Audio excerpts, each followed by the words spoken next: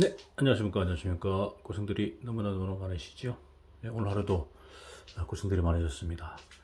알기 쉬운 재료 일주일 Q&A 대하고 중국 박사님 지으셨고 대하출판 일본 자료인데요. 연사기한 트러블에 대한 질문이 들어왔네요. 열처리한 부품을 연착가공하고 있습니다만 자주 표면에 미세한 균열이 또는 착색돼 가지고 크레임으로 연결되는 경우가 있다. 이런 얘기죠.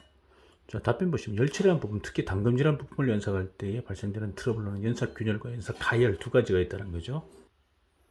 이들의 트러블은 열처리하지 않은 생제에서는 발생되는, 그러니까 연삭 균열은 당연히 열처리하는 데서는 되는데 연삭 가열은 열처리 생제에서 나타나죠. 일단 일반 풀림처리나 불림처리에도 연삭 가열하면 고온에서는 이렇게 색깔이 변하는 거니까요. 균열은 이제 담금질 했을 때 나타나는 거죠. 자, 담금질에 경하게 된 부품을 연삭할 때 특히 침탄 담금질이나 고주파 표면만 담금질한 부품이라든가 SK, 스틸 코어구, 스틸 코어구, 그러니까 공구광이라는 뜻이고 스틸 코어구 다이스, 다이스광 이렇게 이제 표시하고 있는데 갖다 공구광이죠. 담금질 공구광을 연삭할 때 발생됩니다. 아시는 바와 같이 연상만 하면 불꽃은 발생되죠. 불꽃의 색으로부터 온도를 조정하면 대체로 600도가 되는데 따라서 연상면은 몇 도가 되는가 하면 600도나 800도, 영국의 자료에서는 1500도 된다고 이런 데이터가 있다는 거죠. 1500도는 과도하다 하더라도 연상면은 상당 온도로 상승되는 건 틀림이 없다는 거죠. 이 연삭에 의한 열이 균열이 원인이 됩니다. 강은 담금질을 하면 길이도 약 평창. 왜 그렇습니까? 마르텐 사이트니까. 왜? 탄소가 옆구리 속에 박혔기 때문에 BCT가 됐잖아요. 이것을 100도씨로 가열하면 1단계 뜨임이 되면서 10% 정도 빠져나와가지고 유실온탄을 만들면 수축되거든요. 1단의 수축이 발생되고 다시 300도씨에서는 3단계 뜨임이니까 이건 다 빠져나와가지고 미세 입상 시멘타이트, 트루스타이트가 되잖아요. 그게 2단 수축이 일어나죠.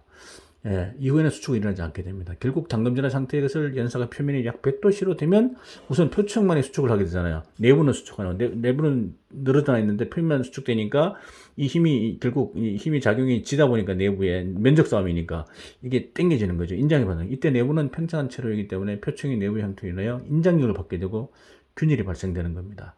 이때 균열은 연삭 방향과 직각의 평행선이 됩니다. 여기 이런 식으로 직각으로 평행선, 연삭 방향의 직각으로 이것이 제1종 연삭 균열이라고 말합니다. 연삭열이 더 높아져서 표층이 300도가 되면 제2단의 수축이 이제 완전히 담금질을 내가 탄소가 다 빠져나와서 시멘타이트, 입상 시멘타이트, 미세 입상, 트루스타이트 되기 때문에 균열이 발생됩니다. 이것은 거북이 등모양의 균열이 보입니다. 이것을 제2종, 1종 연삭균열, 2종 연삭균열 이렇게 합니다. 모두 연상열에 의한 부적합이라는 건 틀림이 없습니다. 그래서 이 연삭균열을 방지하는 대책으로서는 어떻게 합니까? 우선 강력하게 막 너무 심하게 해가 열을 올리지 말라는 거죠. 천천히 아주 가볍게 해서 온도를 높이지 말라는 거죠. 100도 이상 안 올라가면 좋겠죠. 미리, 아니면 미리 100도 정도로 뜨임해 두든지 미리 뜨임해 두고 전체를 다 뜨임해 두고 그러면 내부나 외부나 똑같이 수축되어 있으니까 표면이 100도가 되더라도 얘만 수축되지 않죠. 같이 수축되어 있는 상태이기 때문에 균열이 발생되지 않죠. 일종 연삭균 방지 또는 300도로 뜨임해 두는 것이고요. 근데 공구광 같은 경우는 주로 1단계만 하였다면 공구광 300도로 하면 너무 높잖아요. 경도 낮아지니까 이건 좀 애매하죠. 300도로 가지 않도록 하는 게 좋겠죠. 자, 또 침단 부품은 담금질 후에 약 200도씨로 띄임함으로써 걱정이 없다고 하는 것으로부터 과격하게 중연작을 하면 200도 했었기 때문에 문제 없다. 막 그래서 너무 심하게 하면 또 온도 올라가는 거죠. 300도 이상으로. 그 이종 연삭균열이 발생되어지기 때문에 이러한 연삭균열은 연삭중이 아니고 연삭이 종료된 후 실온중에서 발생됩니다. 이것은 눈으로 봐도 잘 알 수 있다. 이렇게 되어 있네요. 기본적으로 조질, 담금질 뜨임에서 뜨임 온도는 560도 되는 4단계 뜨임, 소로바이트죠. 조대 입상 시멘타이트가 되어진 부품에는 연삭균열 발생되지 않죠. 연삭열에 의해서 670도로 가열되면 자색, 약간 검은색의 템퍼 컬러가 착색됩니다. 이것이 연삭 가열이다 이거죠. 600, 700도 하면. 그리고 연삭 가열은 연삭열에 의한 산화된 착색. 그러니까 표면이 쬐까맣게 된 건 산화된 거죠. 산화돼서 피막이 생긴, 좀 두꺼워졌다 이렇게 보시면 되겠죠. 이 착색은 가볍게 연삭하는 것으로 방지가 가능. 그러니까 너무 심하게 하지 말고 살살 이렇게 가볍게 하시면 온도가 올라가지 않기 때문에 방지 가능하다. 황산수나 질산수로 부식시키면 색이 착색되므로 곧바로 알 수 있다 이런 얘기죠. 또 이 색이 착색된 곳은 연삭 가열된 곳은 경도가 낮기 때문에 경도 시험에 의해서도 확인이 가능합니다. 왜 경도가 낮아지냐면 원래 500에서 600도로 뜨임한 것을 600에서 700도로 높아졌으니까 그만큼 미세 조대 입상 시멘타이트가 더 조대가 되면서 응집 조대가 되면서 경도가 떨어지게 됐죠.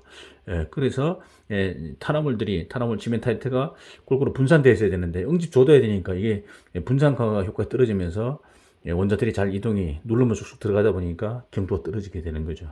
그래서 가열되어진 것은 경도가 낮기 때문에 경도 시험에서도 확인이 가능하게 됩니다. 일반적으로 담금질에서 경한 것을 연삭할 때는 부드러운 지석을 사용하지 않으면 합니다. 하여튼 열이 발생되지 않도록 해야 됩니다. 또 습식 연삭을 함으로써 연삭률도 줄어들고 가열은 발생하지 않는다 가르치는 사람이 있습니다만, 고속 회전하고 있는 지석의 외부로부터 물을 주입해도 연삭점에는 잘 닿지 않게 된다는 거죠. 이 물 주입하는 것은 가공물의 주위를 냉각시키는 것을 지나지 않고 그 연삭점에는 잘 닿지 않기 때문에 크게 효과가 없다. 연삭액을 주입하기 때문에 안심하는 것이 아니고 이렇게 안심하지 마시고 오히려 건식 연삭에서 조금씩 강하지 않게 살살 부드럽게 해서 열을 하여튼 높이지 않도록 하는 것이 좋다, 이런 말씀이죠. 네, 참고가 됐으면 좋겠네요. 네, 감사합니다.